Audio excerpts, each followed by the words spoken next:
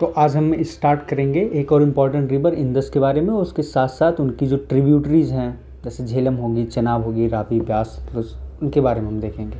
ठीक है, तो पहले देखते हैं इंदस को। इंदस का ओरिजिन जो है मानसरोवर लेक से होता है। ये तिब्बत में है, कैलाश रेंज के पास। ठीक, अब ये इसको सिंगवी खम्बन कहते हैं। सिंगवी खम्बन तिब्बत में इंडस का नाम है। ठीक है, अब ये इसका जो देखें तिब्बत, लद्दाख, पाकिस्तान, यहाँ से ट्रेवल करते हुए ये अरेबियन सी में ड्रेन करती है।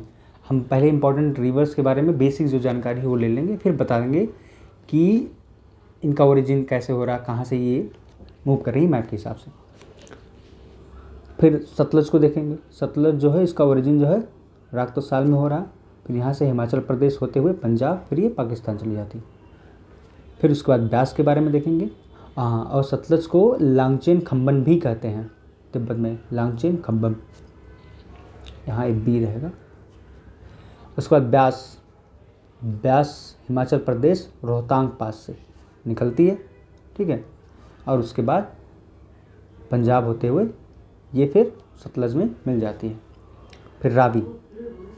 रावी भी रोहतांग पास से ही निकलती है। ठीक, ये है रावी आपकी। ठीक, रावी हिमाचल प्रदेश में निकलती है रोहतांग पास से, वहाँ से फिर पंजाब, पंजाब से जम्मू कश्मीर को थोड़ा सा टच करते हुए फिर पाकिस्तान निकल जाती है। क्लियर कर देता हूँ ताकि आपको दिखाई दे। उसके बाद चेनाब की बात करें। चेनाब का ओरिजिन भी हिमाचल प्रदेश में होता है। ठीक है, अब इसके चेनाब के बारे में देख लेते थोड़ा सा। चेनाब जो है चंद्रा रिवर और भागवा रिवर, इसको मतलब इनका जो कन्फ्लुएंस होता है, ये जब मिलते हैं दोनों रिवर, उससे यहाँ इनका ओरिजिन होता है बड़ा लाचरा पास के पास, बड़ा लाचला पास के पास। ठीक है, वहाँ से ये इनका ओरिजिन होता है चेनाब रिवर का। अब ये हिमाचल प्रदेश से होते हुए जम्मू कश्मीर फिर पाकिस्तान निकल जाती है। ठीक है, अब झेलम के बारे में देख लें। झेलम ये आप करिए। झेलम का जो ओरिजिन है वो वेरीनाग शेषनाग लेक से होती है।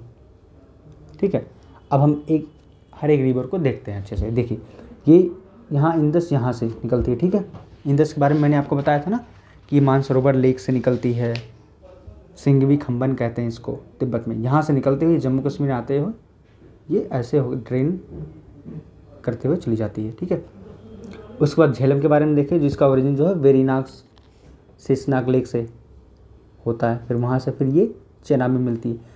चेनाब का ओरिजिन कहाँ होता है? चेनाब के बारे में बताया ना आपको कि ये चंद्रा और भागवा रिवर के कन्फ्लुएंस से चेनाब रिवर का ओरिजिन होता है बड़ा लाचरा पास के पास। ठीक है, अभी चेनाब आपकी यहाँ आती है, झेलम इसमें मिलती है, फिर चेनाब इधर निकल जाती है। ठीक, फिर रावी की बात करें। रावी भी रोहतांग पास से निकलती है। ठीक, यहाँ से होते हुए ये फिर चेनाब में ये भी मिल जाती है। ब्यास की बात करें तो ब्यास रोहतांग पास से निकलते हुए फिर सतलज में मिल जाती है। अब सतलज जो है, सतलज का ओरिजिन जो है वो रक्तसाल में है, तिब्बत में।